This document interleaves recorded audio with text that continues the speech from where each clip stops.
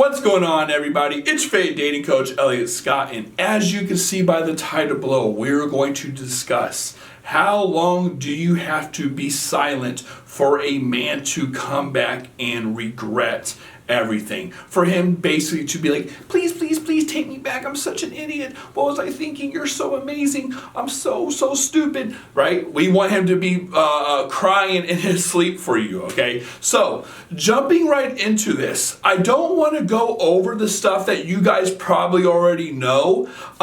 If you watch a lot of my videos on this topic, and this is going to be the whole, like, how a guy doesn't come back before a month for, certain reasons. Again, go check this video out, I guess. I think it's called like the 4 stages a guy goes through or something along those lines. Then 1 to 3 months is the most likely, and then 3 to 6 months it's still likely, but it starts to trail off, things like that. I don't want to talk about that. I want to talk more about the variables that I think are at hand that make a man feel comfortable doing what he's doing in the first place. So the reason I'm making this video is I actually have a lot of clients lately coming to me, and if you're one of them or if you're interested, links down below, just click the link and we'll have a session together about your situation.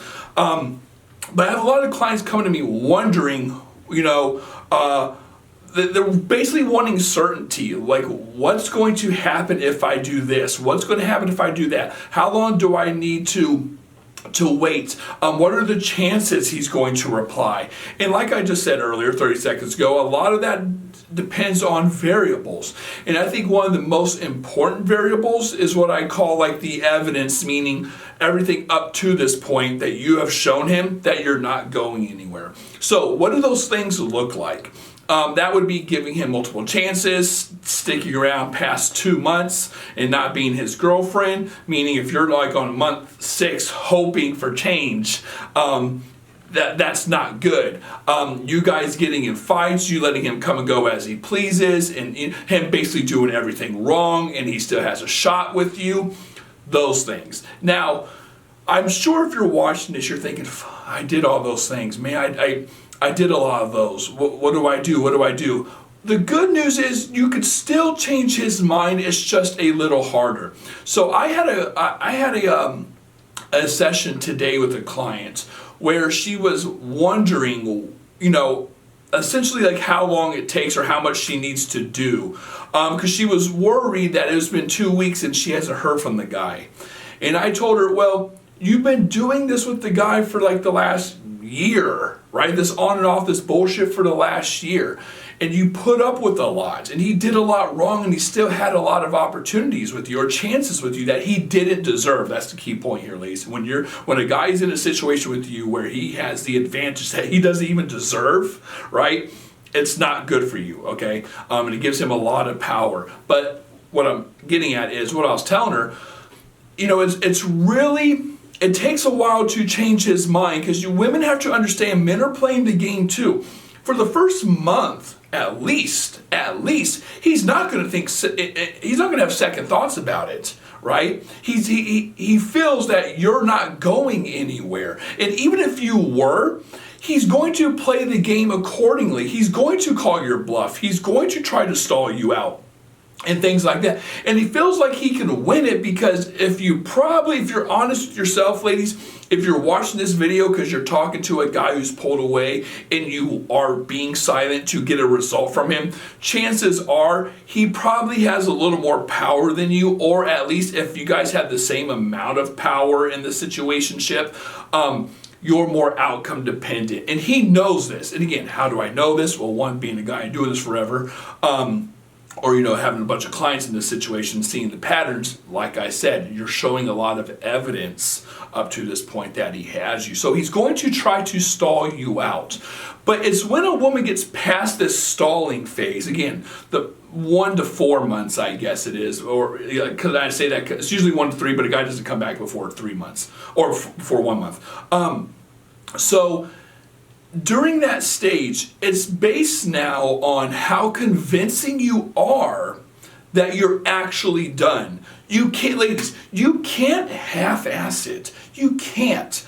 I don't know why women do this. Women will go like strong for 2 weeks and then reach out and say something. Women will say nothing to him but like a post of his.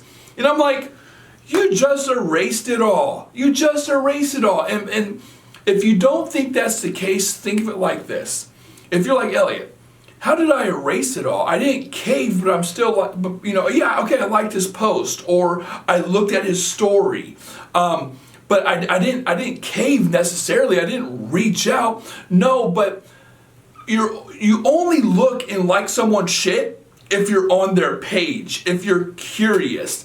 It's that curiosity that tells him, yep, she's not going anywhere. Again, ladies, he's playing the game like you do. You don't have to be holding a sign up saying, hey, baby, I'm still here, to convince him that you're here. He's already convinced. He's just looking for evidence to see if that's still the case. So if you're not talking to a guy, but you like his shit, or you're not talking to a guy and you're like, keep on looking at his stories, for example, or you re-add him back, anything like that, hey, you better push that restart button. You're restarting. The guy knows you ain't going effing anywhere, right?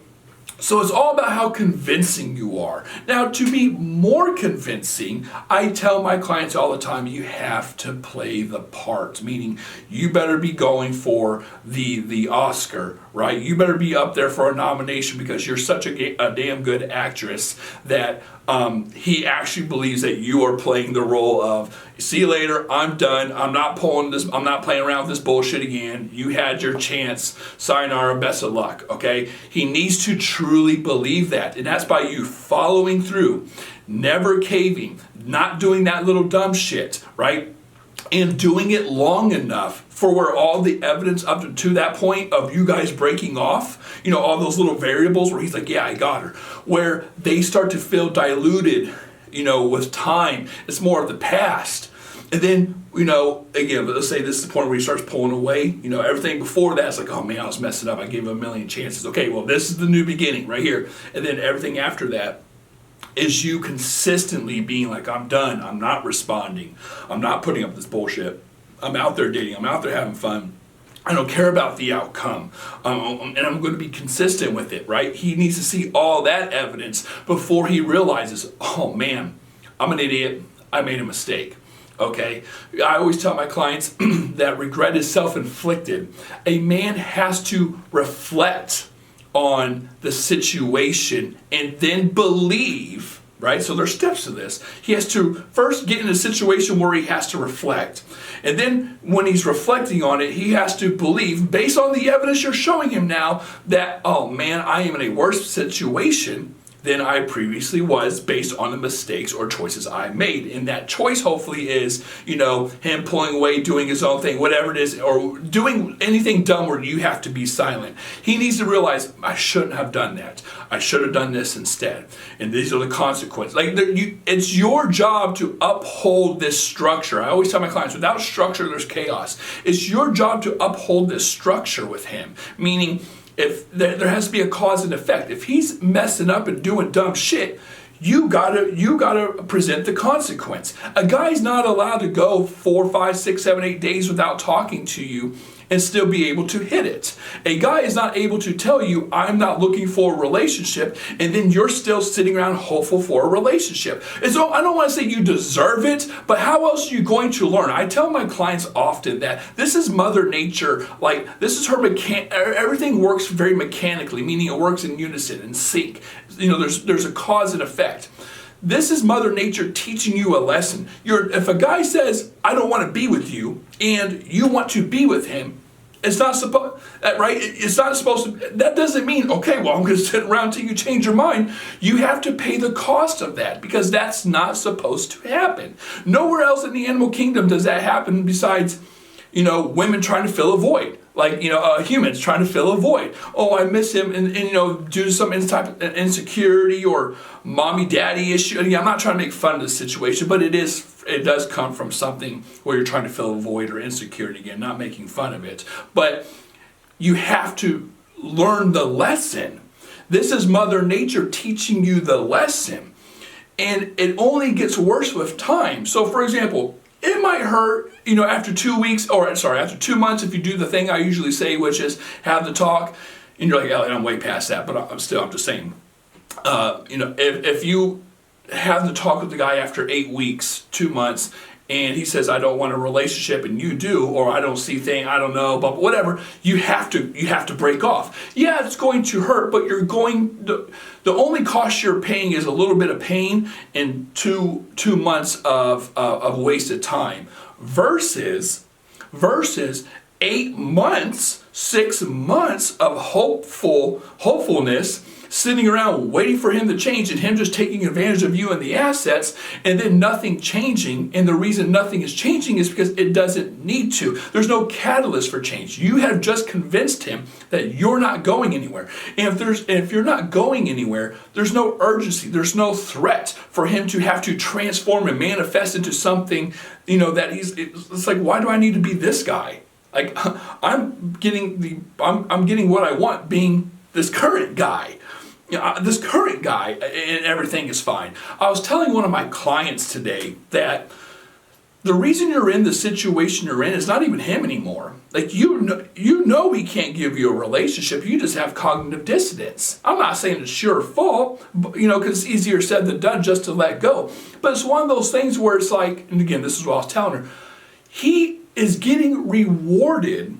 You're rewarding him for being the current guy he is. This guy who can't give you a relationship, because we're risk avoidant. He doesn't want a relationship, right? But you're still giving him access to the assets, right? You're still giving him this. So he's thinking, well, I'll just keep continuing what I'm doing, being the guy I am, because I'm getting rewarded for it. Why would I have to invest more into myself and resources and time and energy and effort and all this reflection to become this guy when I don't even want a relationship, right? I'm just going to stay like this. And because she stuck around, she's rewarding his behavior, right? So to sum all this up, if you want a guy to come back around, you have to be consistent with your silence. And depending on when he comes back, it's usually the 1 to 3 month mark. But it's also very dependable on the variables at hand, okay? Meaning how much you did up to that point, how convincing you are after that point that you're done. So if you want to work with me, link down below. Ladies, I love you all. Take care and peace.